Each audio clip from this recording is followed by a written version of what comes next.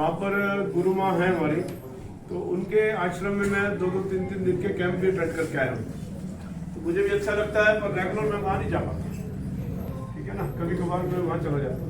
तो भाई साहब से जब परिचय आया तो मैंने कहा ओशो के लोगों से एक बार मिलने की इच्छा है। तो थोड़ा सा एक बार कोई आप में से एक वो थे, डॉक्टर साहब थे, कौन थे? और सब ऊँचे ले गए। अच्छा, पेशेंट आगे पास अच्छा, मुझे पेशेंट मजबूरी हो गई। चलो, तो आप थोड़ा सा बताएं, कौन बताएंगे ओशो के बारे में थोड़ा सा? ओशो आज के युग के ऐसे धर्मगुरु हुए हैं जिन्होंने सीधा सीधा शुद्ध विज्ञान दिया है धर्म का, अध्यात्म का। ओशो से जो पूर्व की देशना है और ओशो के जो पश्चात की देशना है वो बिल्कुल एक अलग पैटर्न में चली हुई देशना है। पूर्ववर्ती जितनी भी देशनाएं हुई हैं उसमें गुरु महत्वपूर्ण होता था, शिष्य कौन होता था। संसार के पहले ऐसे गुरु हुए हैं जिन्होंने शिष्य को मित्र का दर्जा दिया है, जिन्होंने शिष्य को शिष्य के स्थान पर मित्र मान लिया। बुद्धत्व को उपलब्ध हो जाता है तो वो हर किसी के अंदर बुद्धत्व की संभावनाएं देखता है कि सब लोग आने वाले भविष्य में होने वाले बुद्ध हैं। इसी दृष्टि को रखते हुए ओशो ने प्रत्येक व्यक्ति को इतना सम्मान दिया कि प्रत्येक व्यक्ति संभावित बुद्ध है, उसमें संभावना है। इसी दृष्टि को मानते हुए, समझते हुए, देखते हुए उन्होंने पूर्ववर्ती जो धर्म हुआ है, अध्यात्म हुआ है, उन्होंने स्त्री को भी, हालांकि ये कहा गया है यत्र नार्यस्तु पूजन्ते रमन्ते तत्र देवता, ये हमारे धर्म ग्रंथों का सार है, हमारे धर्म ग्रंथों की देशना है। तो लेकिन बहुत बार हमारे को माँ का स्थान दिया है। ओशो ने औरत को माँ बोला है, और वो क्यों बोला है कि उसके अंदर जो जननी होने की शक्ति है, जो सृजन करने की शक्ति है, वो संसार में किसी में नहीं, पुरुष में नहीं है। तो प्रेमी भाइयों और आदरणीय स्वामी जी, जितेंद्र जी, वास्तव में सबसे पहले मेरा परिचय जितेंद्र जी से आया सोनीपत में, और उसके बाद स्वामी जी के साथ चलना हुआ। जैसे कहते हैं ना कि मिलने के बाद एक वाइब्रेशन होती है हर व्यक्ति की। आपसे यदि मैं मिलके जाऊंगा या आप मेरे से मिलके जाएंगे तो कोई ना कोई वाइब्रेशन छोड़ता रहती है। वो जैसे स्वामी जी ने बताया कि पॉजिटिव भी हो सकती है, वो नेगेटिव भी हो सकती है। तो मुझे ये लगता है कि भाई इनके मिलने के बाद बड़ी पॉजिटिव एनर्जी मेरे में आई। दूसरा, क्योंकि ओशो से मैं भी थोड़ा सा रिलेशन में रहा हूं, क्योंकि मेरे मन में भी पहले बड़ी जिज्ञासा होती थी कि ओशो को जानने का प्रयास किया जाए। हमारे एक मित्र हैं यहाँ पर, रामलाल जी, आप भी जानते होंगे उनको, जनता वाले। तो वो मुझे शुरू में ओशो की क्लास में ले गए और ध्यान में उन्होंने बिठाने का प्रयास किया। तो उसके बाद मेरे संपर्क में एक वहाँ हिमाचल के अंदर सोलन में एक आश्रम है, तो उन माँ जी से भी मेरा काफी निकट का संबंध आया, तो मेरे घर पे भी आए वहां से। तो मुझे तो ये लगा कि भाई ओशो की जो सही मायने में व्याख्या है वो ये है, प्रेम से परमात्मा।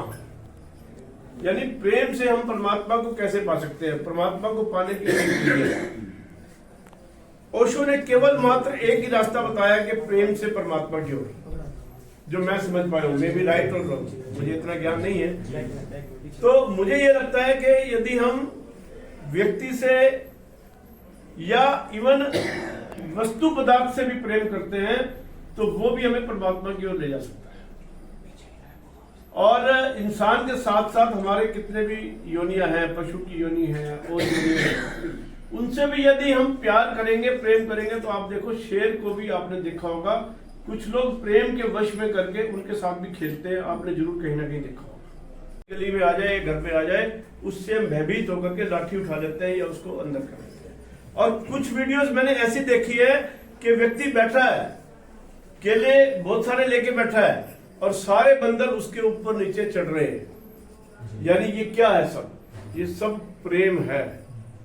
यदि आप किसी भी जानवर से भी प्रेम करेंगे तो वो भी आपके प्रेम जाल में फंस जाएगा, उसको भी आपके अकॉर्डिंग कार्रवाई करनी पड़ेगी, उसको भी अपना कृत्य आपके हिसाब से करना पड़ेगा। ये मैंने समझा ओशो में जाकर के, प्रेम से परमात्मा को पाने का रूप जो है वो ओशो है, जो मैं समझा, मे बी राइट और दोबारा। तो 25 लोगों को मैंने इनविटेशन इनको देने के लिए कहा था, जिसमें से 18 लोग आप उपस्थित हैं। मैं कहता हूं 18 की संख्या भी बहुत अच्छी है। कोई वो सेवा भाव आपको स्वामी जी ने बताया, और वास्तव में यहाँ पर आप देख रहे हो कितनी भीड़ लगी हुई है सुबह से। इतवार को क्योंकि कैंप भी होता है हमारा, जितने भी वोटर आई कार्ड नए बनने हैं वो भी आते हैं, जिनके आधार कार्ड ठीक होने हैं वो भी आते हैं, जिनकी फैमिली आईडीज ठीक होनी होती है वो भी आते हैं, जिनके बीपीएल कार्ड कट जाते हैं वो भी सब यहाँ आते हैं। तो आज आप देख रहे होंगे, अब ऐसा महसूस होने लगा है कि ये ऑफिस मुझे छोटा पड़ रहा है, मुझे और बड़ी जगह लेनी चाहिए। पर कहते हैं ना कि दिल में जगह हो तो सब लोग एडजस्ट कर लेते हैं। तो आप सब यहाँ पर आए, मैं आपका दिल की गहराइयों से स्वागत करता हूँ, आपका अभिनंदन करता हूँ। बस एक ही बात कहूंगा, कोई भी सोशल या व्यक्तिगत आपका काम हो तो आपको कहीं भटकने की आवश्यकता नहीं है। आप यहाँ आइए, इतवार को तो कैंप होता ही होता है, उससे आगे पीछे भी मैं 11 बजे से लेकर के 2 बजे तक तकरीबन बैठता हूँ।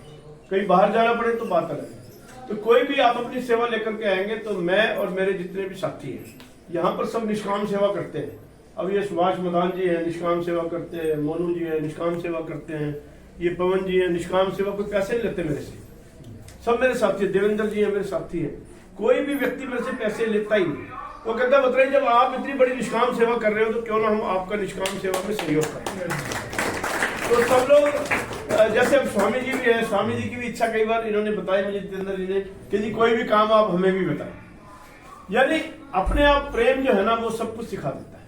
तो मैं तो यही कहता हूँ कि कोई भी आपका काम नहीं, बस एक चीज मैं आपसे अपेक्षा करता हूँ, क्योंकि राजनीतिक व्यक्ति को थोड़ा सा स्वार्थ भी है। मैं आपको बता देता हूँ, कोई झूठ नहीं बोलूंगा। कई लोग तो झूठ ही बोलते हैं कि भाई हमें कुछ नहीं चाहिए आपसे। देखो मेरा एक स्वार्थ है, मैं आपको बता देता हूँ। निष्काम सेवा के पीछे सेवा बिल्कुल निष्काम करता हूँ, कोई पैसा किसी से लेता नहीं हूँ, कोई मेरा एम्प्लॉय आपसे कोई पैसा नहीं लेता, आपकी सेवा भाव से काम करता है। यदि आपको मेरी वर्किंग ठीक लगे तो मेरा स्वार्थ क्या है वो मैं आपको बता देता हूँ। मेरा स्वार्थ सिर्फ इतना है कि ये चर्चा जहां भी आप बैठते हैं, अपने ओशो के किसी मित्र के साथ बैठते हैं तो, किसी रिश्तेदारी में बैठते हैं तो, और कहीं बैठते हैं तो, मेरा स्वार्थ इतना है कि वहां पर आप मेरे बारे में चर्चा जरूर करें कि हम वहां गए थे और वहां जाकर के हमने आंखों से ये देखा, कानों से ये सुना।